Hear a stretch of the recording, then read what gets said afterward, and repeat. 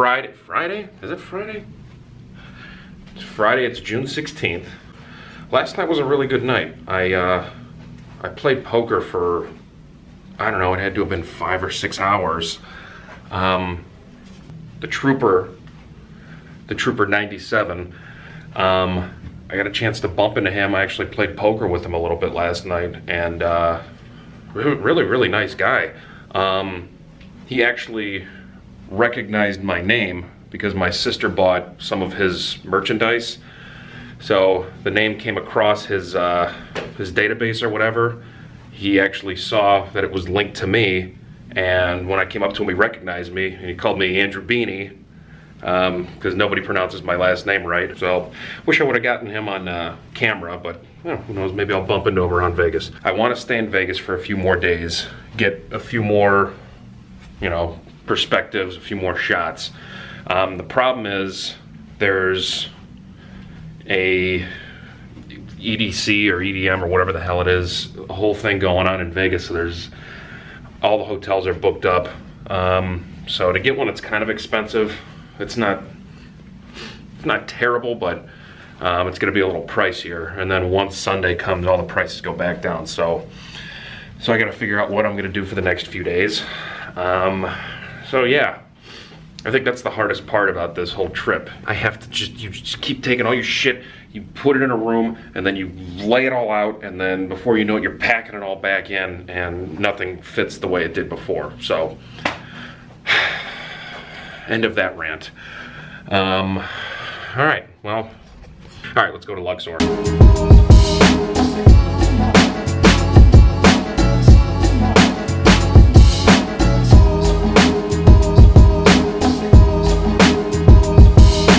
About to head up the Las Vegas monorail to go south.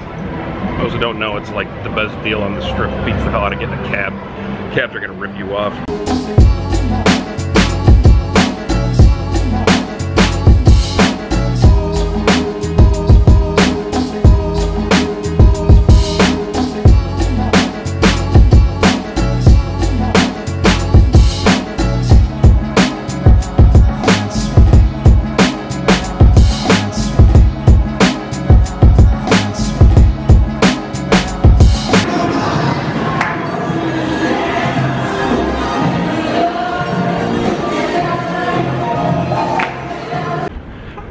You hate it when you're out in public and a song comes on in a crowded place and you're walking to the beat and you have to change your footsteps in order to not walk to the beat. Yeah, that just happened to me walking past Johnny Rockets. Just so they didn't think I was enjoying the tunes that were playing.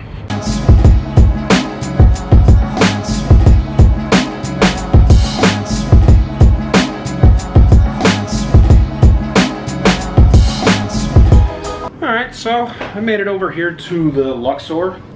It's a pretty nice room, and I got a nice little view of Mandalay Bay and Delano there. But no, this is the second time that I've stayed here, and I think they renovated the rooms or something, or I don't know. I'm actually in the pyramid this time. The last time I was in one of the towers outside of it. I'm only going to be here for the night. And then I still have to figure out where I'm going to stay tomorrow night, Sunday night, Monday, Tuesday, etc. I like where the location of the Luxor is at. I like the casino. I like how wide open it is. And yeah, now I really like the room. So, and it's usually really cheap too. This and Excalibur, which might be a place that I might be staying at here in a little bit, are yeah, they're always on the lower end as far as the price. So once I get my first Vegas vlog uploaded, because usually it takes about 45 minutes to get them uploaded. Once I get that done, I'm going to start exploring down here on the south end of the strip. It's hot as balls outside, but I sweat anyway. I sweat in the middle of the winter, so go see what this end of the strip's all about.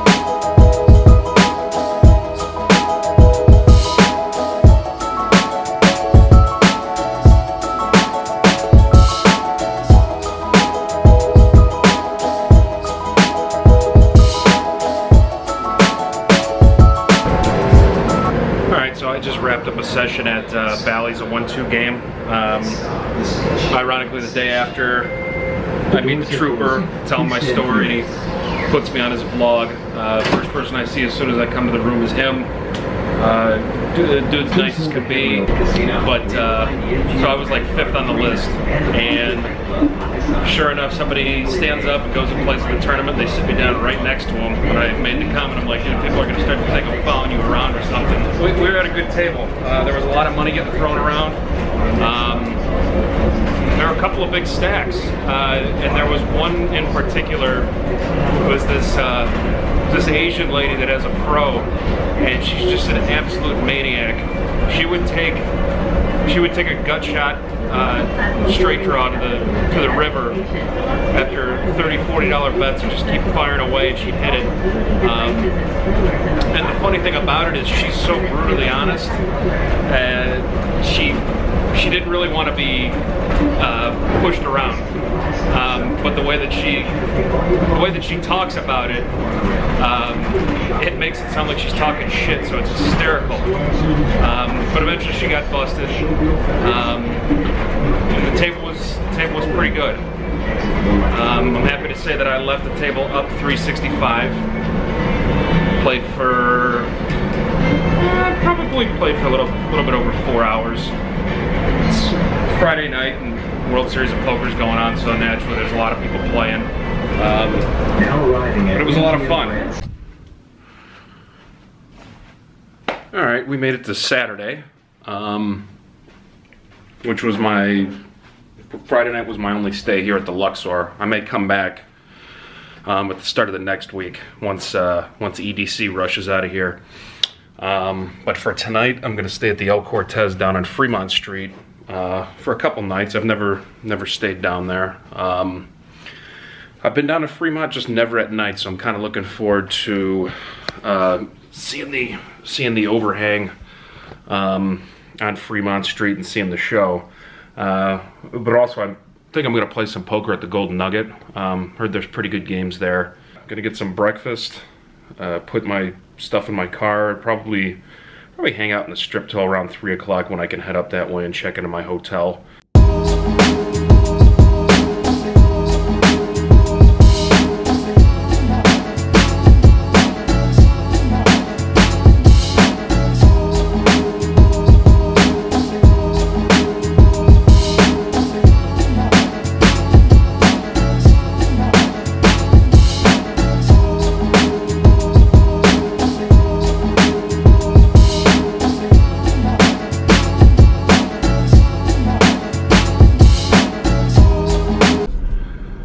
So we've killed enough time on the strip. It's currently 108 degrees, and I hear a lot of people talking about, well, you know, it's a dry heat. It's, you know, it's 108 degrees is 108 degrees. It's, I just want to say I'm blown away. It's awesome because I'm receiving tons and tons of positive comments, positive feedback, and I noticed a lot of people curious about my situation, and it sounds like a lot of people are kind of in the same boat that I was. Actually still am, because I'm still trying to, I'm just enjoying this trip right now while I can. All in the meantime, in the back of my head, I know I do have to get back to real life, but I did buy myself a lot of time to adventure and explore and go places randomly, even if I didn't know I was going there, such as Vegas. But I think from the comments that I've seen that if you can do something to change your life, I don't know how big or small it's got to be. Mine was obviously a big move, and I was able to make that move, but I'm doing it because I did not want to be stuck thinking what if. I wanted to make a change and just take the jump. And so far it's been amazing. I've connected with so many different people. Obviously it wasn't it took time, but it was an easy decision for me because I'm the only person that I have to take care of. I have like no dependents, and I'm not married or anything like that. That's why it was an easy decision for me, because I was allowed to be selfish with it and go do whatever I want to do. And I gotta say, for the last month, it's been unbelievable to wake up and live my life for me, do what I want to do, see the things that I want to see, and I think it's improved me. You know, getting out of my comfort zone has made me do things, talk to people I wouldn't normally talk to.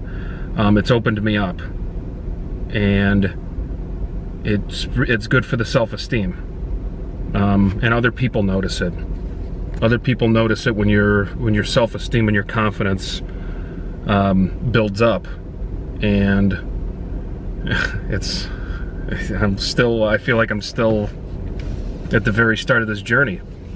Trust me, there's gonna be, if you do make a decision like I did, you're gonna run into your fair share of people that, you know, it's fair not to believe in you, but when they insult you and tell you you're making a mistake or you're wrong, it's almost a better feeling than the people that compliment you, because they have no idea what they're talking about. And the only person that knows what the right decision is you.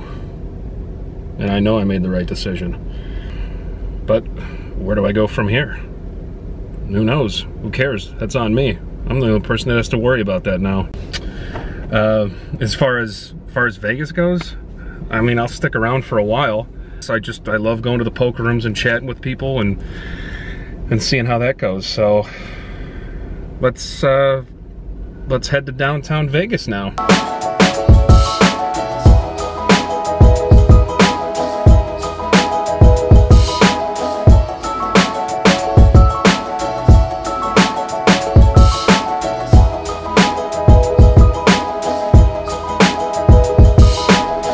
So I just checked into the El Cortez Hotel and Casino on Fremont Street, and I gotta say, I'm like beyond excited.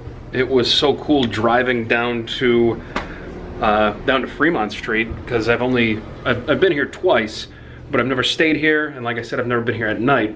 But it was there wasn't any traffic, which is weird to say about Vegas, and pull up to the parking garage, and it was nice that they had my name, and they're like, you have a reservation? I said yes, gave my name, pulled right in, parking was free. And the very first thing you see when you come in is old school slot machines, and you hear the change jingling, and it was, I gotta say, it was a really, really cool experience, especially after staying on the Strip 9 times. So the room's pretty big. It's got the big king-size bed, a couch that I won't use, and the funny thing about it is in here is how short the bathtub is. I mean, but if you're taking a bath in hotel bathrooms, then you're disgusting. So that doesn't really have any bearing on my stay here. But no, I'm super excited to be here. I'm gonna go explore Fremont Street a little bit. When I drove over here, my thermometer in my car went up to 115 degrees. So that's definitely the hottest I've ever been around. But yeah, up here on the 5th floor at the El Cortez for a couple nights. I cannot wait to explore this place.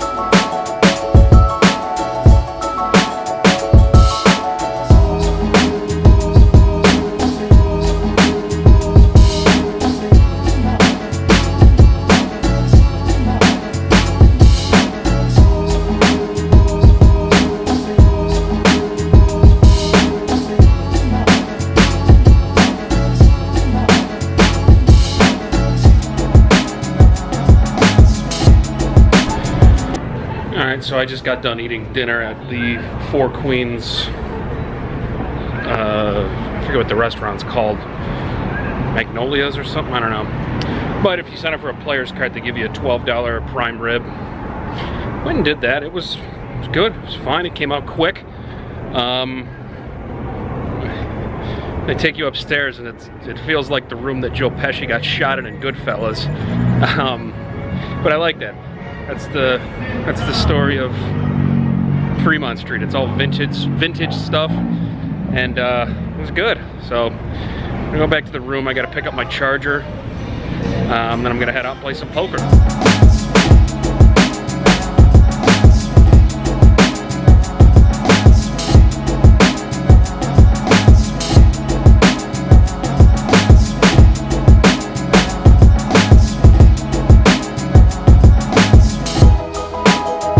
Alright, so it was a good night. It was a really, really good night. I went and I played poker at the Golden Nugget for I don't know, probably about 6 hours or so. The session went really well. I bought in for $300 and I cashed out for $992.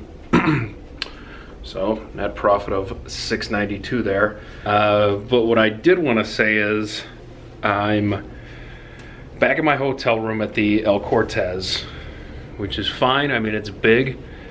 But I came back and I was starving, and there's a Subway downstairs in the lobby and it's open 24/7. It's fine. I don't know, it's really cool. It's fine. I could get something to eat and I'm not gonna feel like shit.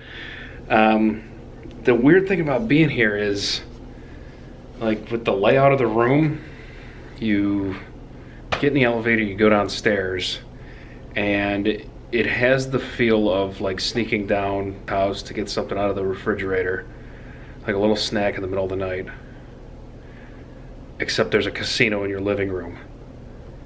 I can't explain it.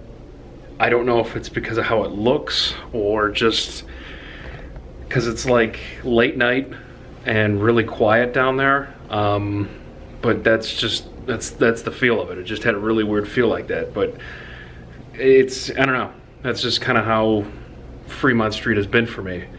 And the cool thing about the El Cortez is it's like a block away from the main Fremont Street experience area. So you walk out, there's a few bars, and it's Saturday today, so it's pretty crowded. It's pretty nutty out there, and there's just kind of people everywhere. They're kind of filing to the bars. It's sort of like a half nightclub scene, whatever. And then there's the El Cortez right there. Walk in.